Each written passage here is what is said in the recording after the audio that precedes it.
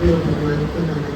देखिए गुरु क्या कह रहे हैं, सारी जिंदगी हम अपने बारे में सोचते हैं या दूसरों के बारे में। सारी जिंदगी हम अपने बाहरी कार्यों में लगे रहते हैं, अपने आप को नहीं जानते कि मैं कौन हूँ। अपने सेल्फ को जानने के लिए सत्संग जरूरी है। अपनी आत्मा को जानने के लिए सत्संग, सत्य का संग। जब तक हमने सत्य को नहीं जाना तब तक हम झूठ में ही चल रहे हैं। देखिए आपने एक चक्की को देखा होगा, पूरे पुराने जमाने में चक्की चलाते थे, आटा पीसते थे। गेहूं किसमें डाला जाता था?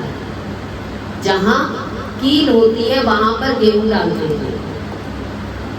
और द्वैत में क्या होता है, दो चक्की है, दो पार्ट है, उसमें गेहूं जो बीच में चला जाता है वो पिस जाता है। ये है हमारा द्वैत का संसार। और कीला क्या है? ब्रह्म ज्ञान, अपनी आत्मा में आना, भगवान कृष्ण की तरफ जाना। भगवान कृष्ण मीन्स अपनी आत्मा। देखिए भगवान कृष्ण जब भी आए तो उनका जीवन देखिए, बचपन भी खेल में निकला, जवानी भी हंसते हंसते निकली, और बुढ़ापा भी ज्ञान में, संतों के साथ।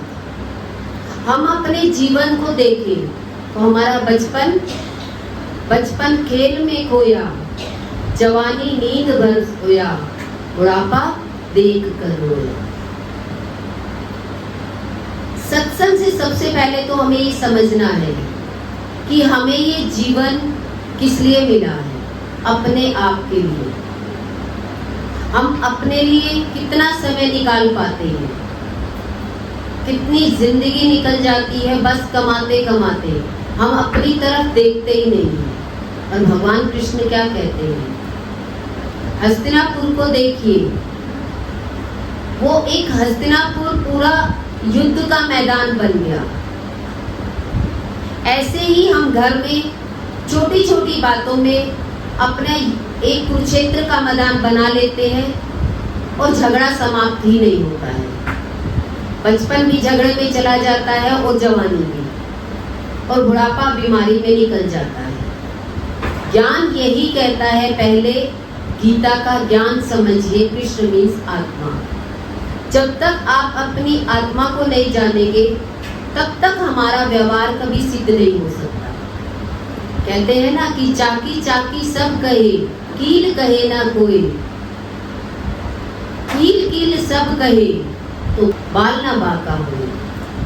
गेहूं जो होते हैं वो कील के नजदीक रहते हैं, वो बच जाते हैं, और जो वो पाट के बीच में आ जाते हैं तो वो पिस करके क्या होता है, आटा बन जाता है।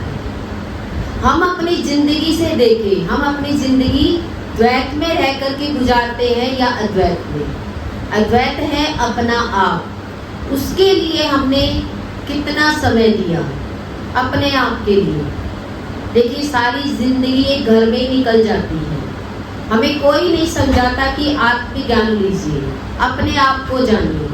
किसी ने बताया, जन्म लिया तब से माता जी ने बताया हो, या कोई फ्रेंड्स वगैरह रहे हो, किसी ने बताया हो कि गीता का ज्ञान क्या है, सच है। कौन सा ज्ञान सच है? गीता का ज्ञान। सब कहते हैं हम गीता जी पढ़ते हैं, भगवान कृष्ण को देखते हैं।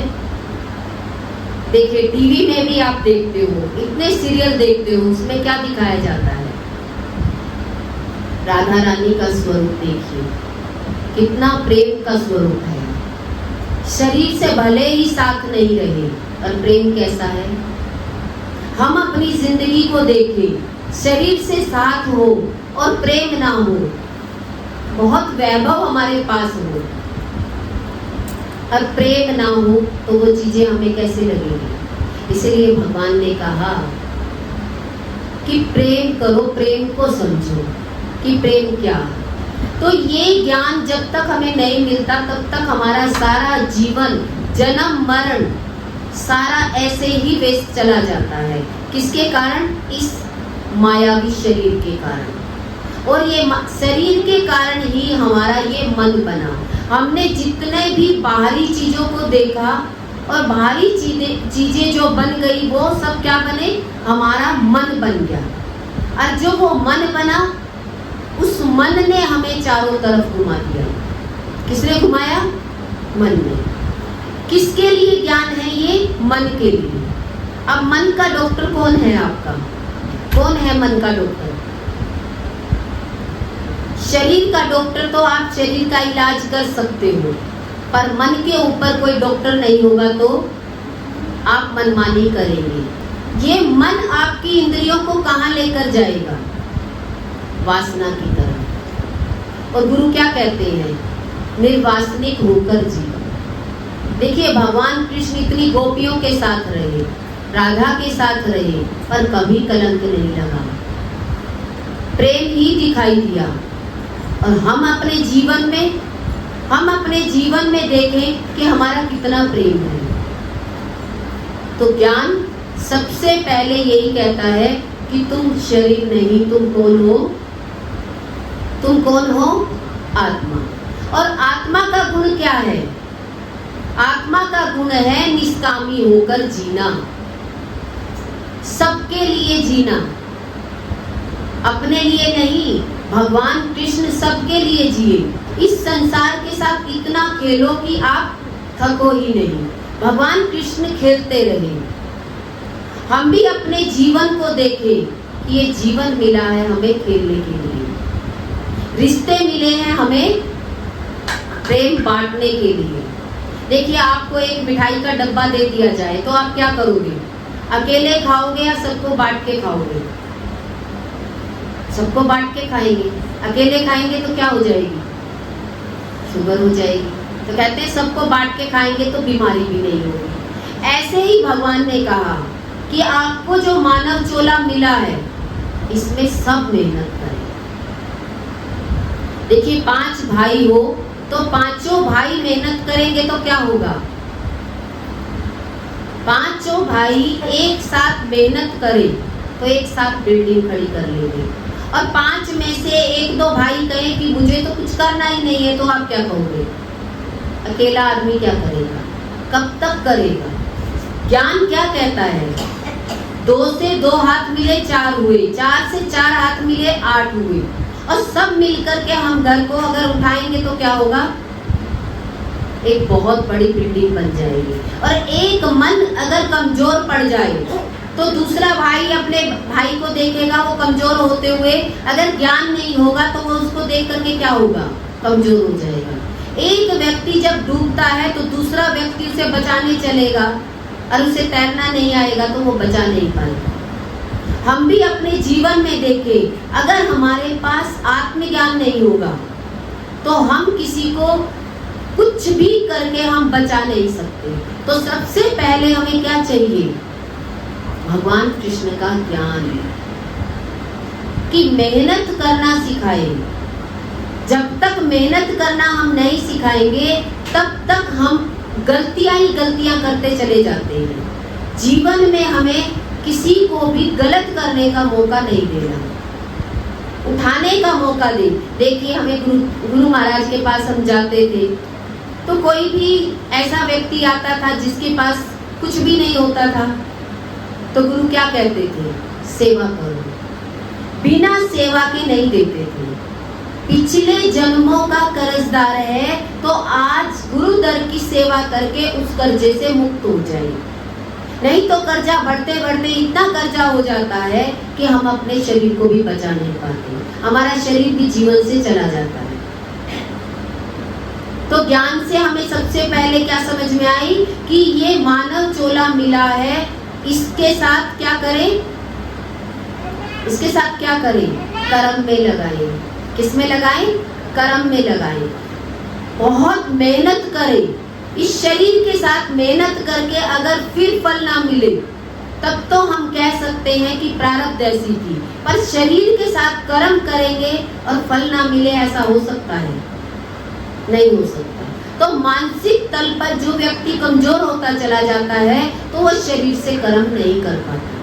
पिछले जन्म के भाग्य के कारण आज हम बैठकर खा सकते हैं। अगर आज हम कर्म नहीं करेंगे तो हमें आगे आने वाला समय हमारा बच्चों का खराब हो जाएगा। इसलिए गुरु कहते हैं कभी भी कर्जा लेकर के अपने जीवन में कोई काम नहीं करना चाहिए। तो सबसे पहले हम कर्जदार किसके हुए? शरीर से। देखिए, माताएं शरीर से काम करती रहती है और जवान बच्चे शरीर से काम नहीं करते, तो क्या होगा बच्चों का आगे भविष्य? आगे बच्चों का भविष्य खराब हो जाएगा और एक समय आएगा, क्या होगा? कहते वंश ही नहीं चलेगा।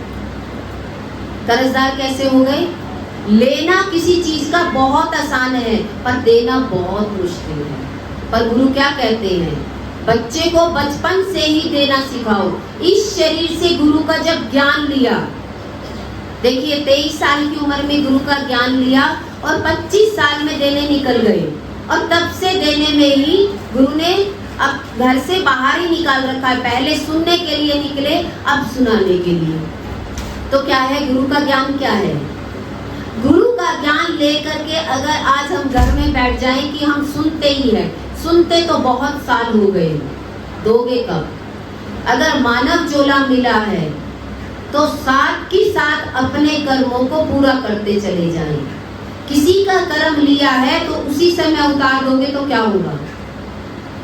आपका कर्जा ज्यादा नहीं चढ़ेगा। तो ज्ञान से क्या चीज समझ में आती है कि मैं आत्मा हूँ और शरीर से हमें पूरी फ्रीडम मिली है काम करने की, पर इसके बदले में लेना है या हम देने के लिए आए हैं।